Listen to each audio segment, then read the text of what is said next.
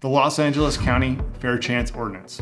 When does it take effect? Who does it apply to? What changes you need to be aware of? Hi, I'm Tim Santoni, host of Background Screening Tips in Tech, where we like to share tips in the background screening industry and also techniques in technology. We also interview influencers and folks that are influential in the space.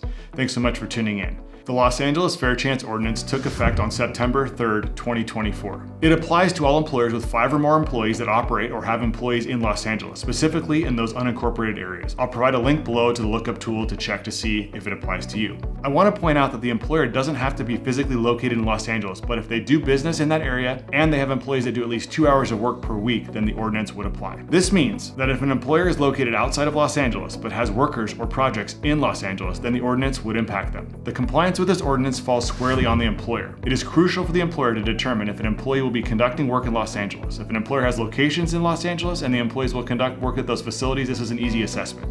If the employer has remote workers or drivers, for example, and they work or spend more than 2 hours per week in Los Angeles, this assessment is more difficult. Now, let's get into the details of what changes have been made. As you are probably aware, many of the changes start with the conditional offer process. Here are the changes to be aware of. The employer can no longer ask for a voluntary criminal record information sheet, even if it's post-offer by an applicant. A special notice must be provided to the consumer or applicant before a background report may be obtained, even for non-criminal records.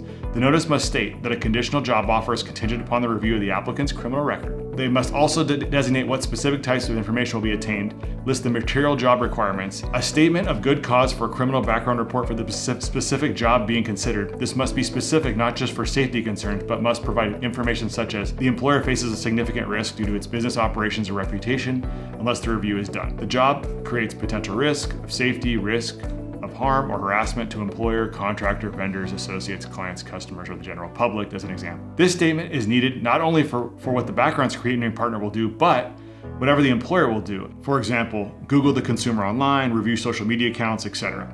Since the notice must be job specific, a standardized form of consent is not suggested. An employer can create the initial form and include such items as employer will conduct a background check, it will include a criminal record check and fill in the other items that are included. The position for which you're applying for is blank. Here are the material job duties, blank.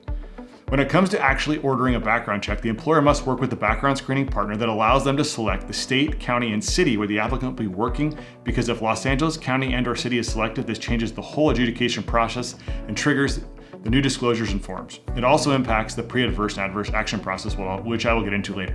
When it comes to reviewing and reporting records for applicants under the Los Angeles Fair Chance Ordinance, this is what you need to know. The 7-year conviction-only state rule still applies, but there are some modifications. Records that did not result in a conviction cannot be reported. This is nothing new. Diversions or deferrals that have been completed and dismissed cannot be reported. This is nothing new.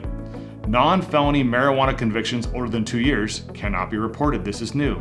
Juvenile records cannot be reported. This is not new for private employers. Convictions for which the candidate has received a pardon or a certificate of rehabilitation cannot be reported. I'm still digging into this to see if I can get some additional guidance, as we need clarification on who issues the pardon or certificate of rehabilitation and how that can be verified. Moving on to the individualized assessment. If the employer is not going to hire due to a criminal record, it must conduct an individualized assessment, which is not something new. However, what has changed is that the individualized assessment must be provided to the applicant. Additionally, the assessment must be specific and related to one or more of the job requirements and cover the 8 categories of information on page 8 of the ordinance and 3 factors on page 18.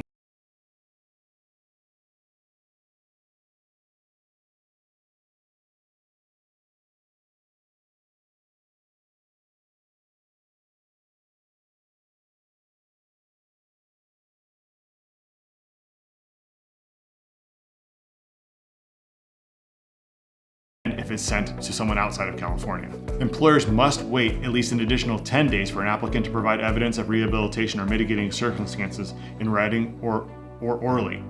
You're going to add on 2 days if you're making these notices via mail. If an employer does not receive information from an applicant about evidence of rehabilitation or other mitigating circumstances within 10 days of being requested, it may inform the applicant the application will be closed. This is allowed if holding the job open will cause an undue burden on the employer, and the employer explains why. Moving on to final determination and the adverse action notice. California requires employers to inform the candidate of the adverse decision, of any existing procedure to challenge the decision or to request consideration, and of their right to contest the decision by filing a complaint with the California Civil Rights Department. The new updated notice to applicants under ULAC mirrors California law in terms of the contents of the final determination adverse action notice, but adds the requirement that employers must also advise of the right to file a complaint with the Los Angeles County Department of Consumer and Business Affairs and include the written individualized assessment. There is still some discussion amongst our legal counsel and experts on the new rule, and we will keep you updated as we obtain more information. If you have any questions, please leave them below.